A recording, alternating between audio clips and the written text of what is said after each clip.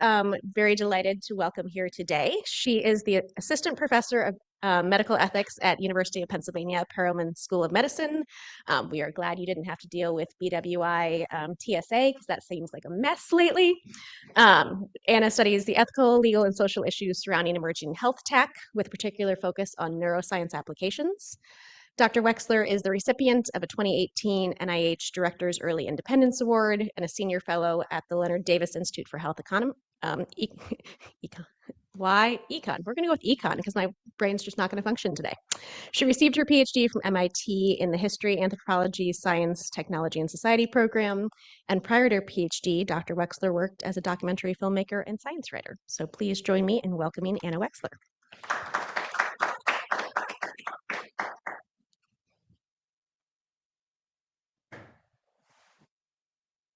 Right. Thank you, everyone. And thank you for having me here today. So today I'm going to be talking to you about ethical dimensions of implanted brain-computer interface research. Just want to make sure oh, okay, great. I could see the time there. And sorry, the screen's a little stretched, but we were going through it. I think it'll be okay, but it's a little it's a little broadened. And so what I thought I would do today is just, this is a very exciting area of research, of therapeutic development that raises many ethical issues. So I was going to give you guys a sort of high-level view of sort of what's going on in the space of iBCI research, implanted brain-computer interface research, starting off looking at the iBCI landscape. And then there's so many ethical issues that this kind of research raises. I thought I would just focus on three today. So one is what's been called device abandonment and continuing responsibilities, neural data privacy. There's been a lot going on in the policy and legal space, and then consumer neurotechnology. And I'm going to conclude with just a bit about how neuroethicists have been thinking about addressing some of these issues. And so this is not a particular talk about my own research, but as I'll go through it, you'll see I'll be mentioning some of the research projects I have that are related to each of these elements. Okay, so starting with iBCI, implanted brain-computer face landscape.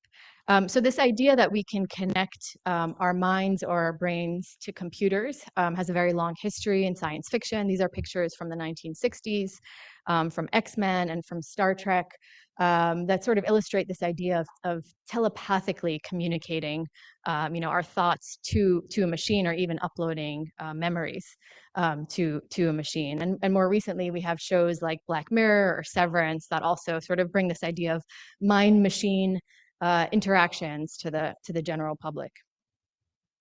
But these sci-fi scenarios are, maybe inching a little bit closer to reality. This is a headline from almost exactly 2 years ago from the Wall Street Journal, when Elon Musk's BCI, brain-computer interface company Neuralink, did a live demo of its first patient using a brain implant. And this patient is Noland Auerbach. You could see him down there. You could see it was like using the force on a cursor, right? Again, calling back to these sort of sci-fi notions here. And so he was using a cursor to control a screen. He was paralyzed from the shoulders down in a diving accident. And the way they did this was also the way they sort of released this information was very interesting. It was through a live demo on X. And I just wanted to show you a short video clip. Hopefully this will work. Of Noland, this first Neuralink patient, using the device.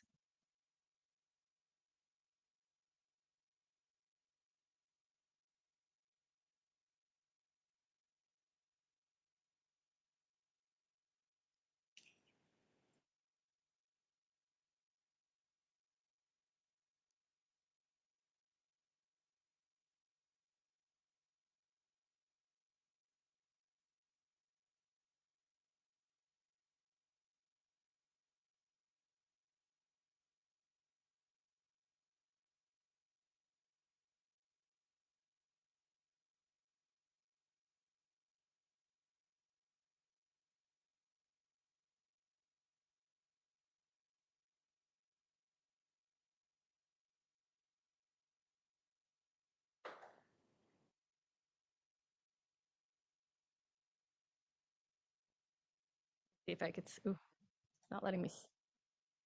All right. Usually I could skip ahead here, but we'll watch some dogs for about 20 seconds.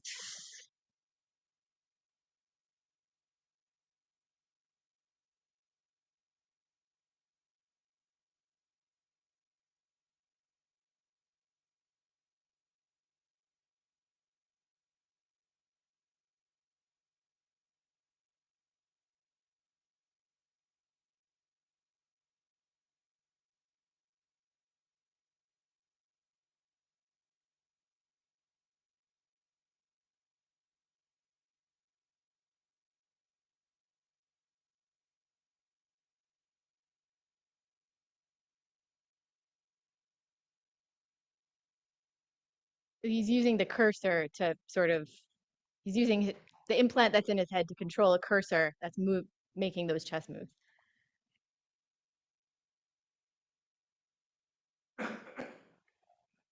And he pauses. Yeah, he pauses the song also just by using his thoughts. So this is just move that ahead. Oh, there we go. That was where.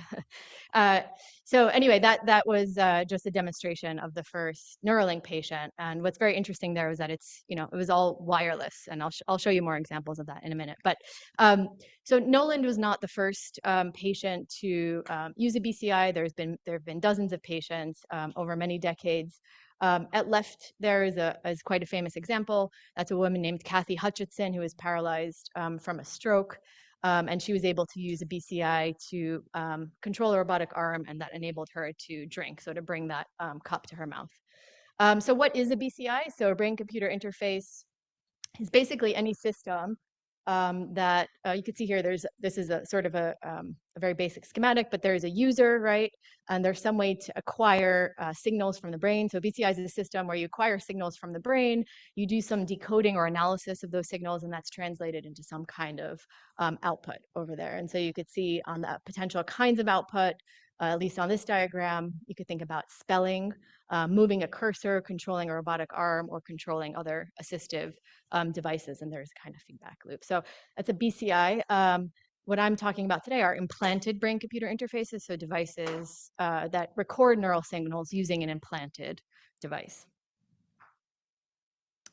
And the hardware that has been used in most iBCI trials to date has been something called the Utah array. People have called it a bed of nails. You could see it on the bottom left over there.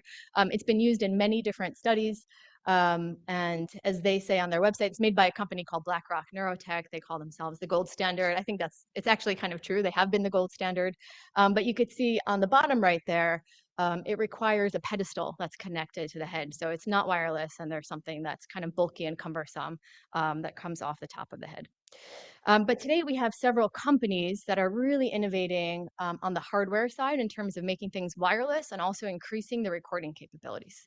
And I like this animation. This is from the Wall Street Journal that just kind of gives you an indication of hopefully this will work, of the hardware innovations here. So this is an example of the Neuralink device. So they drill a quarter-size hole in the head. They implant a chip that has 64 threads. That's it there. Each of those 64 threads, I think, have 16 electrodes. So that's recording all this brain data. They send that data wirelessly to an external device. And that data is interpreted, and a patient can control a cursor. Another company called Synchron is developing a recording system that's inserted into a blood vessel. You could see here, so you don't need to have neurosurgery. This is from a company called Paradromics, developing a different kind of recording device. And this is from a company called Precision Neuroscience that has this sort of flexible thin film electrode. So a lot of innovation going on the hardware and recording side. There are 5 major companies in this space: Neuralink, Elon Musk's company; Synchron, Precision; BlackRock Neurotech, the makers of the Utah array, that gold standard device, and Paradromics. There has been a ton of private investment in the last 3 years. So this is between 2023 and 2025, the amount of private investment into each of these companies. That's totaled $1.7 billion. Just for fun, I compared looked up what the total funding amount for the U.S. Brain Initiative was, and that was $1.4 billion, so comparatively less, and that's distributed across hundreds of different investigators. So this $1.7 billion is just going to these 5 devices. And they are developing single devices, not multiple products at the same time. So huge amount of private investment. So where is iBCI, implanted brain-computer interfaces, now? So we have unprecedented private investment, really huge amounts of money from very big names, significant innovations in hardware, as I've showed you, we have people, researchers, these companies developing wireless devices with much greater recording capabilities, improvements in software. So this one is very interesting, right? So people used to think that you had to understand what was happening in the brain to be able to develop a BCI or to be able to develop a certain kind of device. But actually with AI, you could just train models. You can kind of skip that understanding and enable better decoding, without actually fully understanding sort of how thoughts are processed in the brain. And at the moment, right, just in the last year or two, we have the first company-sponsored iBCI trial. So we have companies actually conducting early safety and feasibility studies, mostly for control applications. So, controlling cursors on the screen. These are in populations with ALS or spinal cord injury. But on the horizon, we have companies working on speech and communication indications. So thinking about sort of translating thought directly into speech, vision restoration, and other kinds of motor control. So better enabling control of, prosthetic limbs. So it's a really quite an exciting time to be in the space. And I think it's increasingly likely that in the near future, iBCIs will receive FDA approval. That may be optimistic, but the fact that, there's sort of these proof of principle demonstrations and laboratory settings, there's all this investment. These devices are, really poised to make their way out there into the world. And if they do, they're going to be a new class of therapeutics. So very interesting time to sort of be watching and observing this space. So that was kind of the brief overview of what's been going on in the iBCI landscape. So coming to some of the ethical issues. So starting off with device abandonment and continuing responsibilities. People have started to call it neuro-abandonment in the literature, but both neuro-abandonment and device abandonment describe the phenomenon of a person being abandoned or left with a device in their brains that is unsupported. And continuing responsibilities reflects thinking about, and sometimes it's also called post-trial responsibilities, reflects thinking about sort of what are the ethical responsibilities of various stakeholders in this space. But to illustrate this issue, I like to use this story. This was a publication in Nature from a few years ago. It's a great article if you haven't read it. But it profiled several people.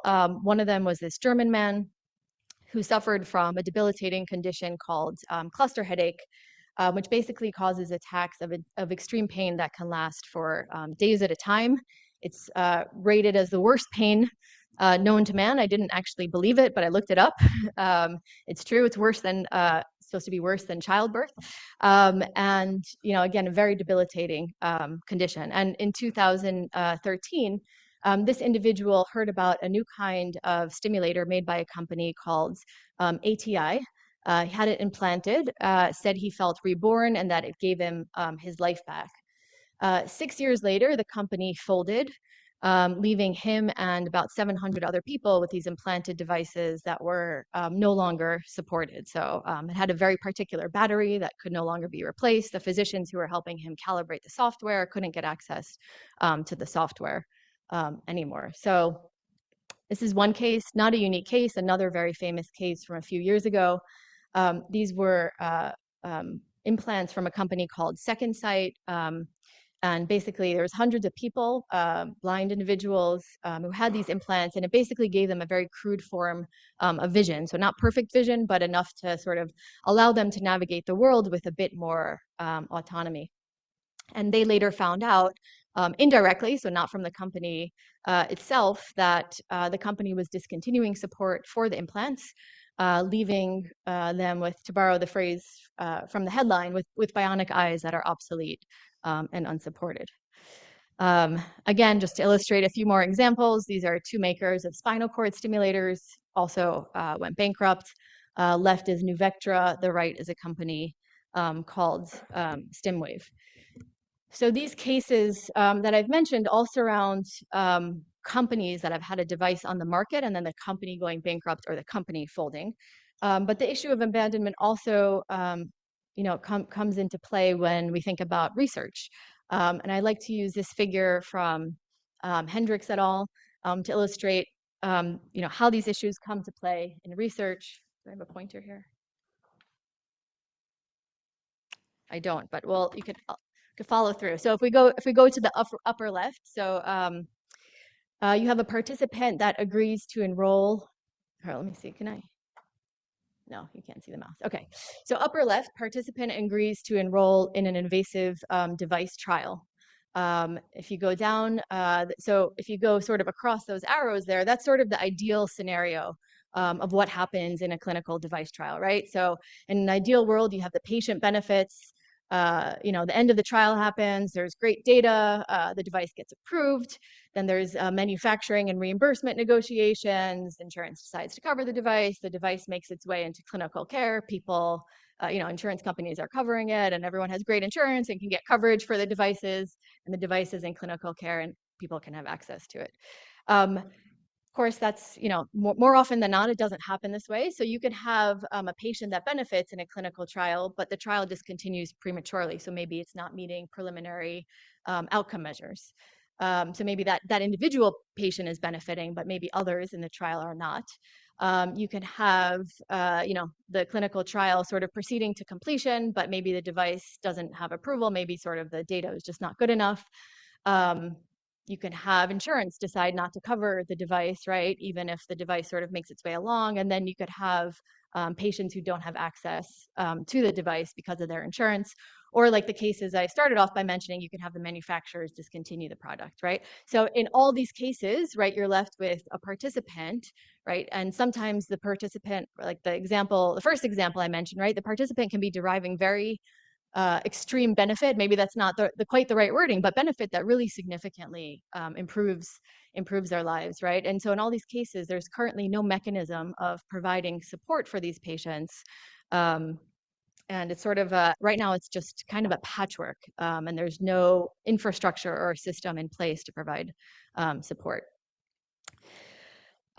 So, I don't have any answers here, but these are some questions that are, I think this is actually one of the sort of biggest, most important and pressing issues in neuroethics.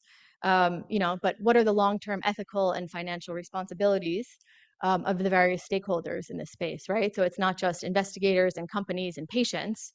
It's the researchers, investigators, it's the institutions where these surgeries are being performed, funders who are funding the research, of course, the companies, insurance companies also have a role to play, and regulators as well. Who is responsible for maintenance of an implanted neurotechnology when a company folds? Again, an open question, and right now there's just essentially no answer. And do we need new policies and laws to ensure continuing support for implanted neural device users? And that's where a lot of the conversation right now in sort of the neuroethics space is headed. And so from sort of the policy perspective, I don't know if we call it a policy, but it is sort of, well, it's something that the NIH currently has in place on a subset of implanted neurotechnology, or on a subset of neurotechnology grants, the NIH requires investigators to submit long-term plans. So to sort of think about what they're going to do in the long term after the study period is over. This is great to get investigators thinking about this. There is currently no rubric for sort of grading or assessing these plans. Neuroethicists like myself and others have been sitting on study sections, and we've been told that there is no sort of way that we're supposed to assess them. We just kind of do our best. And there's also no mechanism of enforcement, right? Because the NIH enters into a contract with an investigator that's for a limited period of time. After that time period is over, that relationship is essentially over. So again, this is great to sort of get investigators thinking about it, but it's not a comprehensive solution. Others have suggested that maybe we need dedicated insurance policies, that anybody who's doing this kind of research maybe should put into a fund, and maybe that fund is either at an institution, maybe it's at a state level, maybe it's at a national level, which probably makes the most sense. Or there's other kinds of mandatory contributions to national funds that would support participants who need this long-term support when companies do fold, or when they need additional support after a trial is concluded. So I don't have any answers here. This is just the state of the situation, and it's, again, just a very important and unsolved and pressing issue. Okay, so that was the first sort of hot topic issue for iBCIs. The next I'm going to talk about is neural data privacy. And here there's been, as I mentioned at the beginning, a lot going on in terms of thinking, actually in terms of legislative action to create new laws here in the United States for neural data privacy. But I like to think about neural data privacy as sort of a series of questions for which, there's debate and disagreement within the world of neuroethics. So the first question is, of which there is, I'd say, significant amount of debate, is do neurotechnologies raise unique data privacy concerns? Some people say yes, and sort of on the yes side, I like to use this quote to represent the yes side. So with advances in neural engineering, brain imaging, and pervasive neurotechnology, the mind might no longer be such an unassailable fortress. So there's this notion that the mind, thought, it's the last bastion of privacy, and if we have devices that can peer into that, these might raise unique data privacy concerns. Nita Farahani raises similar issues in her book, The Battle for Your Brain. The other camp, the no camp, right, says, well, brain data may be new, but the privacy concerns brain data raises are all too familiar. And that camp sort of says, the inferences, like what we're actually concerned about with brain data is some of the inferences that could be made, like maybe about our health conditions or behaviors or things like that. Well, actually, we can make those inferences using technology that's already ubiquitous. So what's actually unique here about brain data? I fall into this camp for the most part. So I've written this. The reams of personal data being gathered about us from phones, web browsers, credit cards, and smart homes are being aggregated and sold with little oversight. Some of this information, particularly my search engine history, emails, and notes, I would probably also add a 2026 update, LLM conversations, ChatGPT conversations, are more revealing about who I am than my neural data may ever be, right? So there's a lot of behavioral information that can be very revealing about who we are as a person, right? But again, significant point of debate in the literature. The next question is, right, if you do think neurotechnologies raise unique data privacy concerns, our current laws that we have, are they sufficient to protect the privacy of brain data? There's one organization started by a neuroscientist at Columbia named Rafael Yuste called the Neuro Rights Foundation that has basically argued no, current laws are insufficient and we need to create new laws to encompass privacy of brain data. They've been very active in all sorts of lobbying efforts, as I'll show you in a minute, but they even managed to collaborate with Werner Herzog, the documentary filmmaker, to create a film called Theater of Thought, which actually we screened here 2 years ago in Baltimore at the Charles Theater as part of the Neuroethics Society conference, and we actually had Professor Yuste call in and do a Q&A. But they've been very active in their lobbying efforts. They've started in Latin America. They've gotten Chile to amend the Chilean constitution to add a clause about the protection of mental integrity in the Chilean constitution. There's a Brazilian state that now has incorporated neuro rights into the constitution. And in the last year and a half, 2 years, it has come to the United States. So now we have 4 states, Colorado, California, Connecticut, and Montana, that have passed specific laws to protect the privacy of neural data. At the moment, 3 of those laws, all the states except Montana, basically moved to include neural data as part of the state consumer privacy protections. The Montana law is a standalone law. Another point of debate here, right? So even amongst those who believe that we need new laws, there is debate about what the scope of those laws should be. So should they be very narrowly tailored just to protect neural data? Or should they be more focused on the inferences that can be made from neural data and other kinds of data? So the Neuro Rights Foundation is very much focused on, these laws should only be, focused on neural data, whereas others have said, there's all sorts of technology that can reveal information about our mental state, or in our behavior. So Apple Watch knows a whole lot about me. I wear one. Meta, I don't know if any of you were following, they have these eyeglasses and an EMG wristband. And then we have all kinds of facial emotion recognition software that, can do a fairly good job of recognizing emotions. These are just a few examples, but there has been a debate, and it does seem like a minor point, but it's actually not. This has kind of risen to the highest policy levels. So again, the debate here is whether it's narrowly tailored to neural data or are focused on inferences from mental states that would encompass not just neural data, but a broader array of technology. So we have recently UNESCO released recommendations on ethics of neurotechnology, and they took the broader side. So you could see in the bold there, they encompassed neural data, but also indirect neural data and non-neural data allowing mental state inferences in their recommendations for neurotechnologies. As they say, even if it's not neurotechnology, the fact that these technologies can be used to generate information that can interpret or predict mental states raises similar privacy concerns. So that's coming from the UN. Another powerful organization, the AMA, American Medical Association, took a narrow view. They passed this resolution. You could see there what I highlighted at the bottom, basically opposing any efforts to broaden the consensus medical definition of neural data to include data inferred from non-neural information. So two different organizations, again, with very different approaches. There's obviously a lot of sort of lobbying going on behind the scenes here.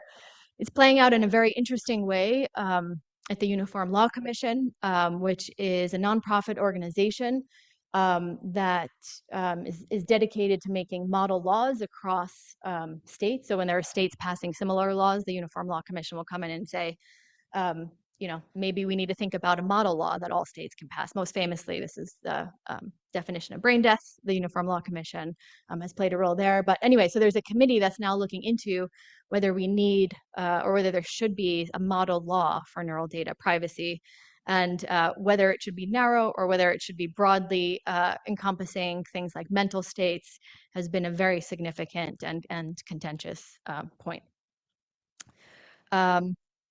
Okay, and then the last point I want to mention is this is something that I haven't seen too many people talk about, but it's very interesting to think whether these neural data privacy laws will actually affect neuroscience research. It's certainly not the spirit of the laws, and again, the sort of the leader of the Neuro Rights Foundation is a neuroscientist himself, so this is certainly not the intention of these lobbying efforts, but the way that these laws are written is actually fairly broad. And so some states do have carve-outs for research. So some states that have passed neural data privacy laws do have carve-outs for research saying you don't have to comply with these restrictions. So for example, California exempts information collected as part of a clinical trial or other biomedical research, but Montana does not have any research exemption. There could be differences for biomedical research versus non-biomedical research, sort of more basic science research. There's variation in scope of the laws. So some of these apply to all those processing neural data, and some of them apply to businesses.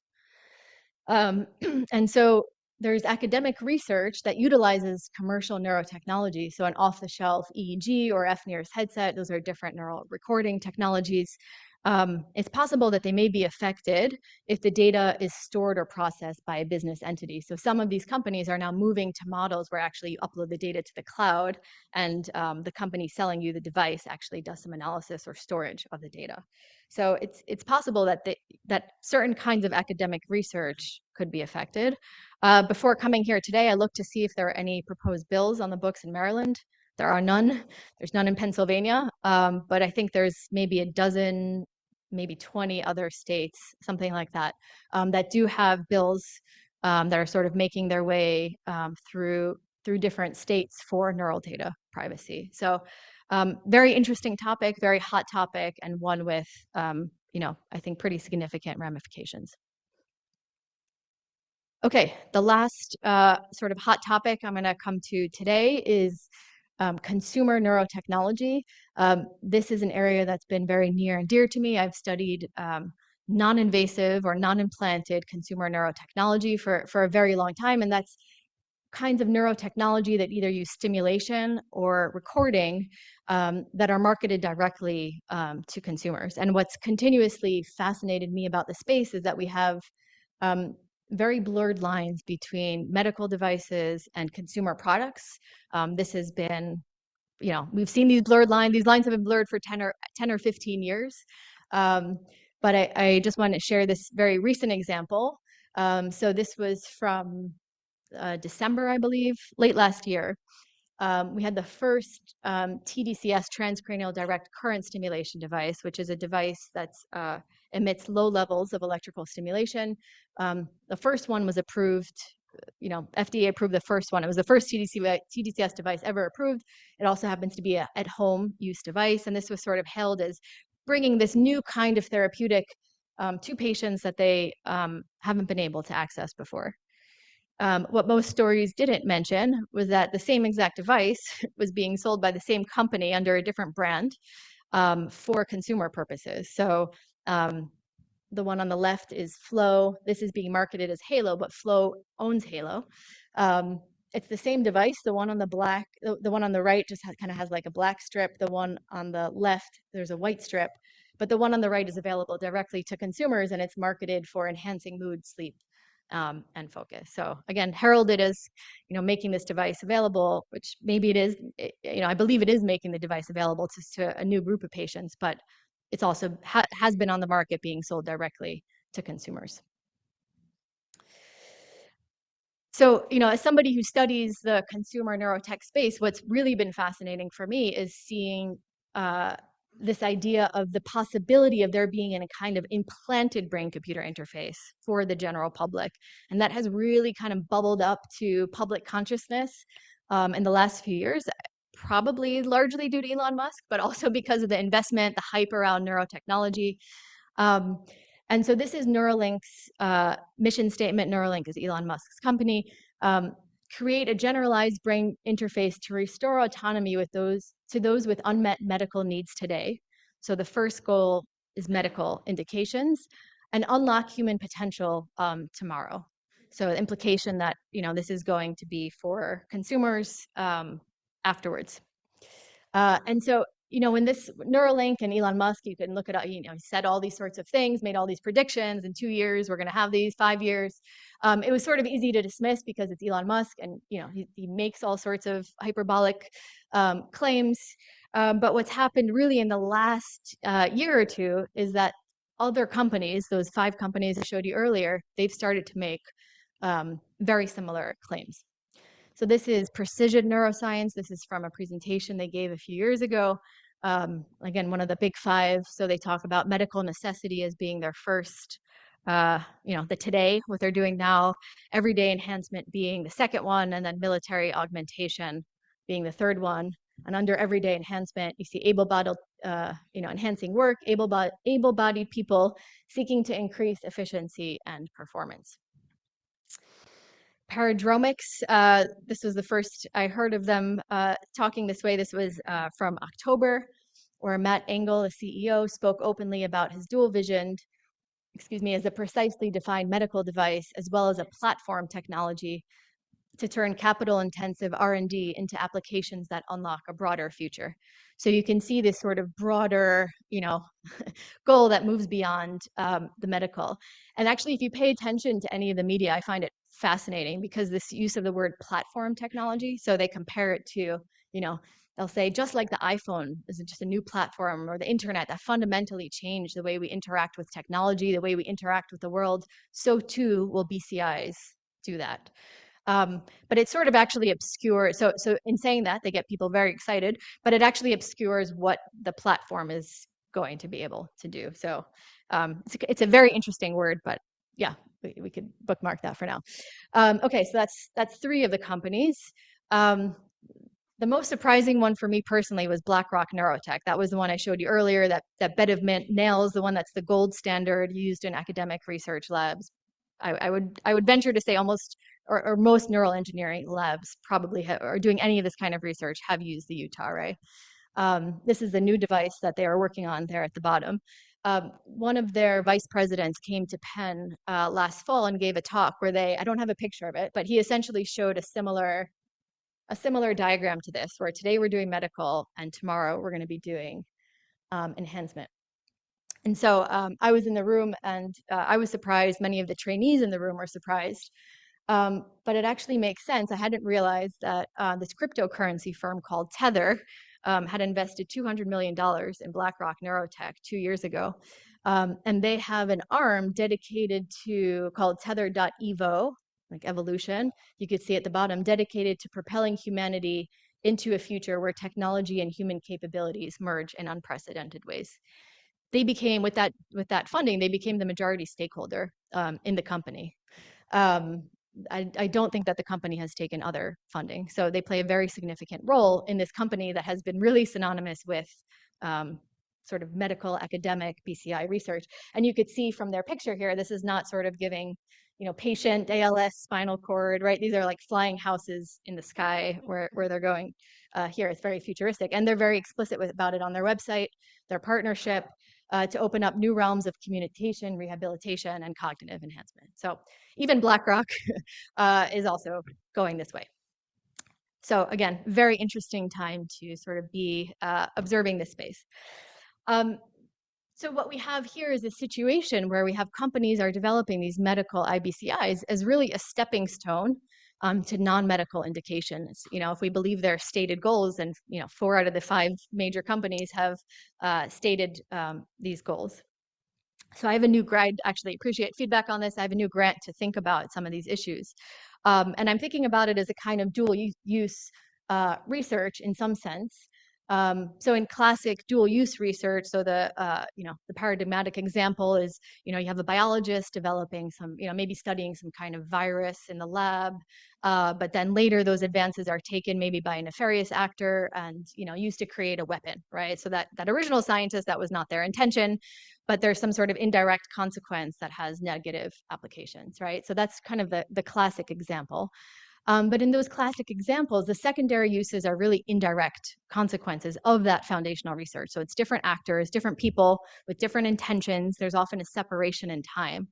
But what we have here in the iBCI case is these two things are really interwoven, right? So you have these companies increasingly open, right? These same companies are being very clear that they have dual intention. So it's the same actors.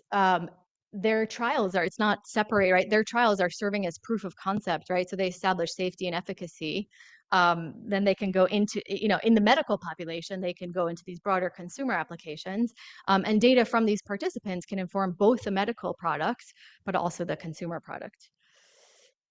So I've been thinking about what this means and what the implications of this are. So some people say, okay, like, why do we care? Does this actually matter? Who cares if they have consumer applications? So it's fine. Some people say that. I think it does matter because many of the U.S. population are actually fundamentally opposed to the existence of computer chips for brain enhancement. So this is a study from Pew from 2022, where they asked, if you had computer chip brain implants that would far more quickly, accurately process information, how would you feel about it? 63% of US adults said this is meddling with nature and crossing a line we should not cross. So there is at least some significant portion of the population, if we take the Pew study to be representative, that is fundamentally morally opposed to the development of these products for the general population. So what does this mean today, for dual use goals, the company's dual use goals? And this is what I've been starting to think about in some of my work. So what are the implications here for research ethics, right? Should participants have the right to restrict their data to medical uses only? Are companies' long-term consumer goals, are they affecting the design or the conduct of the clinical trials in any way? Should there be gatekeepers that set boundaries for when a study moves from restorative to augmentative aims? And I grant that it's going to be very hard to find that line, if there even is a line to be found, but should there be lines that should be drawn here? And what should be disclosed to participants, in terms of companies' immediate and long-term goals, right? Is this relevant? Is this something that's relevant for disclosure? So these are some of the things I've been starting to think about. Of course, there are also the future ethical implications. I'm not going to dwell on these too much, but I think it's worth noting. For my project, I'm thinking of sort of the research ethics, the here and now. But you know, if we do have these implanted BCIs, which may never come to pass, I want to be clear, this may never happen. I think it's important to take it seriously because there's so much investment in this space, and also technological advances. What's their impact on autonomy and agency? People bring up things, issues around manipulation, user engagement, if these companies are in our brains, equity, access. And then are we opening a Pandora's box where we can't, go back? And some ethicists have argued that we are, and they have called for a moratorium on implantable non-medical neurotech until the effects on the mind are properly understood. This is from August 2025. I actually don't think a moratorium is possible for the reasons I just mentioned, because the medical and non-medical goals are so deeply intertwined here. Okay, so that's consumer neurotechnology. And then I just want to say a few last words about addressing ethical issues. So this probably be reviewed many in the audience, but so we have soft law, right? We can issue sort of policies, recommendations, guidelines. Right now in the neuroethics space, we have many dozens of these guidelines. I could go on, but I'm not going to. And on a separate project that I had that I'm going to discuss with the trainees during lunch, that I'm working on with Laura Specker-Sullivan at Fordham, we're actually thinking critically about guidelines and whether they have impact and what that impact looks like, and how we think as ethicists think about translating our ethical recommendations into practice. So sort of taking a critical look at guidelines. But we have many dozens of guidelines at the moment. Sorry, I lied. There are more here. Okay. We also have hard law, right? So we do have laws on the books for some of the issues that I mentioned, right? Laws to protect mental privacy in these 4 states. We have suggested policies for the device abandonment issue, but nothing that's been passed at the moment. And consumer neurotechnology, I think it's really interesting to think about what the regulation of this could look like. And that's another paper I'm working on now, is actually, are there regulatory levers into place? Like, how would this actually play out if there was an implanted consumer neurotechnology device for the general public? Even if there are regulatory levers in the United States, there's offshore development of these devices. So I don't think that would really impede the development of these devices for consumer applications, but it could mean that, we have very wealthy people who go, who leave the United States to get these devices implanted. As an aside, China is also working very closely and doing a lot on really making progress in terms of their brain-computer interface development. Okay, and then the last thing I'll mention, right? So we have hard law, we have soft law. I just wanted to mention 2 collaborative approaches.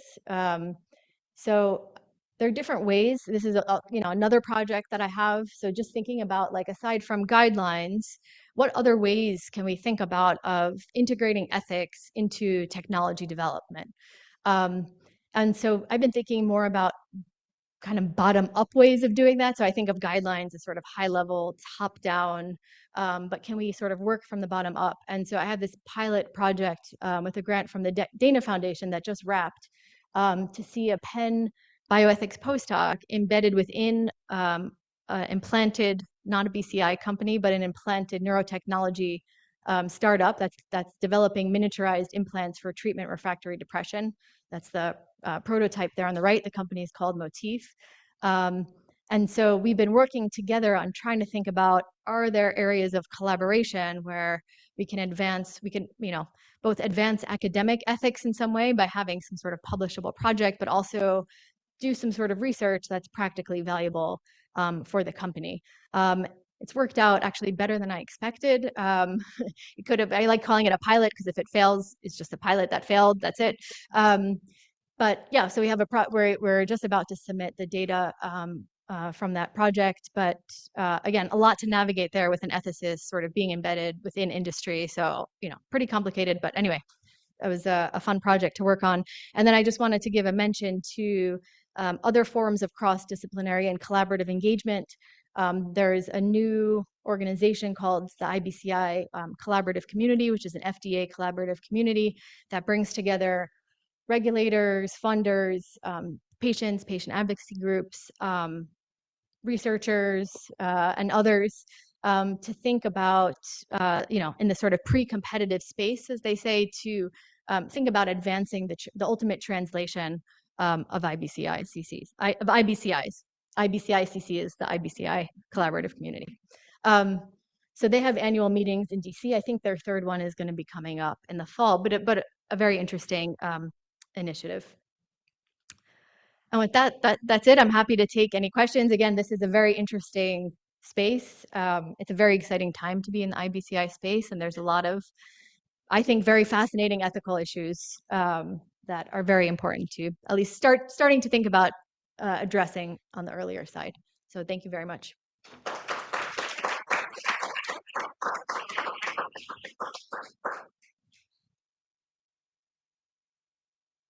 Already have questions, so. Oh. Is this, yes, okay. It is very much on. So first, just to point out an interesting juxtaposition, the language from the crypto investment firm about propelling things forward, but the name of it is Tether. I didn't think of that. That's Sends an interesting message. Yeah. The question I actually wanted to ask, though, was about the dual use thing, in particular because we're at a time, as you noted, where AI and neurotech are converging in important ways, and it's not just the technology, but also the narratives that are converging. Right, we've just been through 3 weeks of a lot of discussion of AI in the military and the launching of a new war. And there have been, a whole series of articles over the last few weeks about AI having a vision of serving military ends. And you showed us the same narrative here.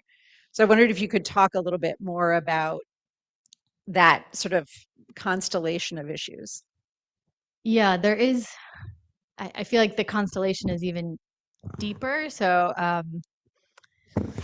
yeah, just to sort of point out some other Venn diagram points. AI ethics is sort of an area I talked about guidelines. AI ethics is another area where we've had hundreds of, in neuroethics we have dozens of guidelines. AI ethics we have hundreds of guidelines. So that's one area where I've sort of been thinking about also, what can we learn from AI ethics? How is this field developing, and how is the neuroethics field developing?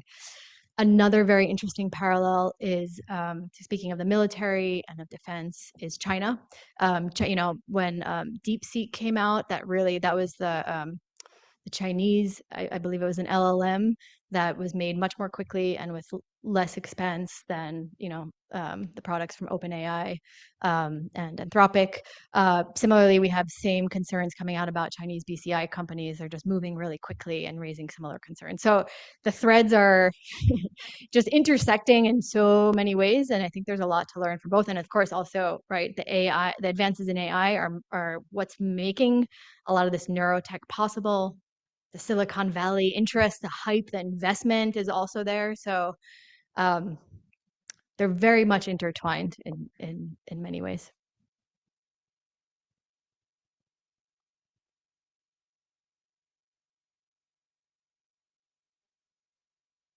Talk at the same time. I was having flashbacks to the whole debate about the advancements in genomics and this whole, that's been more self-regulated, and I said it's lots of flashbacks to the genomics issue with regulation in terms of what's curative, what's their enhancement, its military applications.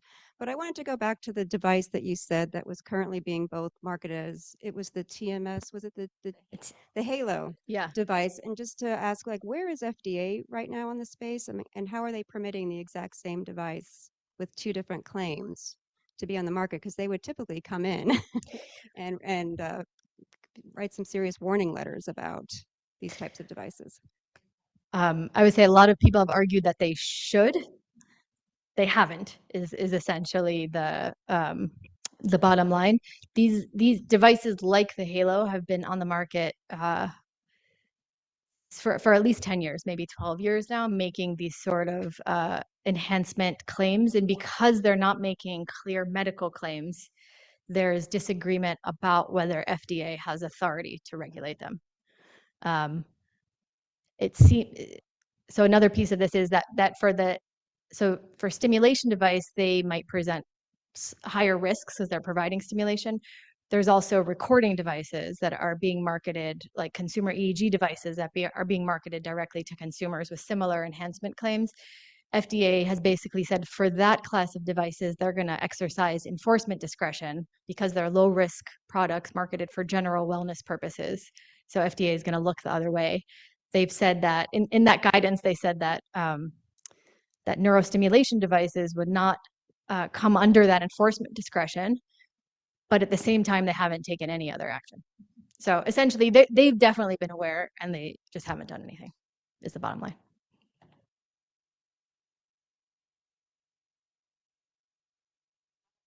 Prerogative. I think we might have one from Alan as well. Oh, there we go. Now we're on. So thinking in some sense on behalf of a lot of our trainees here, I mean, given you've identified a lot of these really, really challenging issues, that I'd love to hear kind of how you think about the role of empirical data and the work that you do in starting to address some of these issues. Yeah, it's a good question.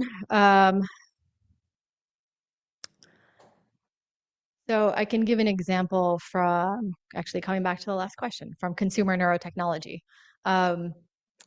So one question there is, do devices like the Halo, do they cause physical harm to participants, right? Because if they do cause some kind of physical harm, or participants are using them in certain ways that, where maybe those stimulation parameters or the effects haven't been studied, that might make a more pressing case for regulation given a harm. And so one way you can identify those harms is actually by studying people who use these devices and asking them about, adverse events that they've experienced. If they are not causing, serious harms, that might sort of point to the other side, like maybe regulation isn't as pressing as maybe we should regulate these devices, but maybe it's not as pressing a need if there's not as much harm. So something I've done in my own work, not in the last few years, but previously was actually studied users. I've done surveys, ethnographies, interviews of people who use these direct-to-consumer neurostimulation devices, and actually found that by and large, I mean, there was some small percent of people who experienced like skin irritation and minor skin burns, but there was no serious adverse events from these devices. So I don't know if that, so I think that informs some way forward and sort of understanding what's going on, what is the probability of harm for these devices, and how does that point the way forward in terms of policy implications. So that's one way where I think of empirical data, sort of social science data, as collecting data that can maybe give us some indication of the right way forward, or at least prioritizing some of the ways forward. I have a question about the regulatory landscape in China. Do you know if there are? I don't know a whole lot about it, I'll say, but okay, yes, but go ahead. Whether there's relevant policies in place now, or whether there seems to be an interest in China to regulate this space, given the investment in the technology and to regulate the consumer neurotech, or to any of it, really. I mean, I think they're trying to get this tech. I think they see it as a race too. I think the U.S. does also, I think they're trying to get this technology out much faster than the U.S. is.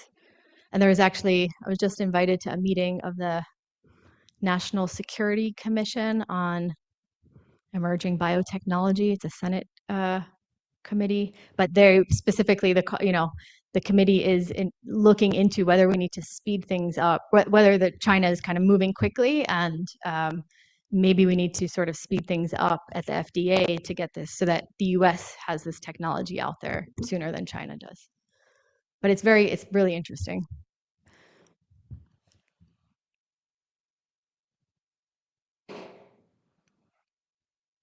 China also recently released ethics guidelines for neurotechnology. Hi, Shannon Cole here. In another life, I was actually a neuroscientist, and so some of these experiments are thought experiments reminded me of a lot of work done by Robert Heath in the 50s, 60s, and 70s. I don't know if you're familiar with that. Say the last name again. Heath, Heath. Heath. I'm So not they were fairly controversial brain stimulation experiments in depressed patients, patients with schizophrenia, et cetera. He's using implanted implanted devices. electrodes. That's Okay. right. Yeah. So he was largely accredited with finding the pleasure centers of the brain, which later seemed to be more motivation. But this is all pre-IRB. This is all pre even IACUC. PETA didn't exist. All these sorts of humanitarian efforts in subject protections. I'm just curious if you've ever looked at any of these sort of historical anecdotes and how we develop that regulatory framework or patient protection or subject protection frameworks, and if that could be used today. It's a great question. Sort of how they came out in the neuroscience, how they developed out of the neuroscience base. I haven't. That's a great suggestion. I mean, history is so important for how we think about issues today. I've done some historical work looking at the history of the home use of stimulation devices. So I'll just say in the late 1800s and early 1900s, there was, going back to that Halo device right there, the use of at-home electrical stimulation, non-implanted versions, was incredibly popular. It was thought of as cure. So it's called like taking electricity.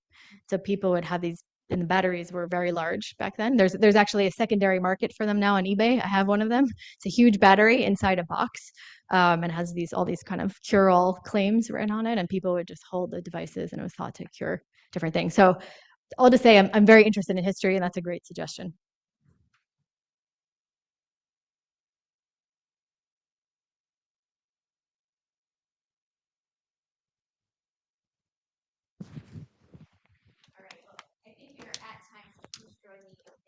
Thank you.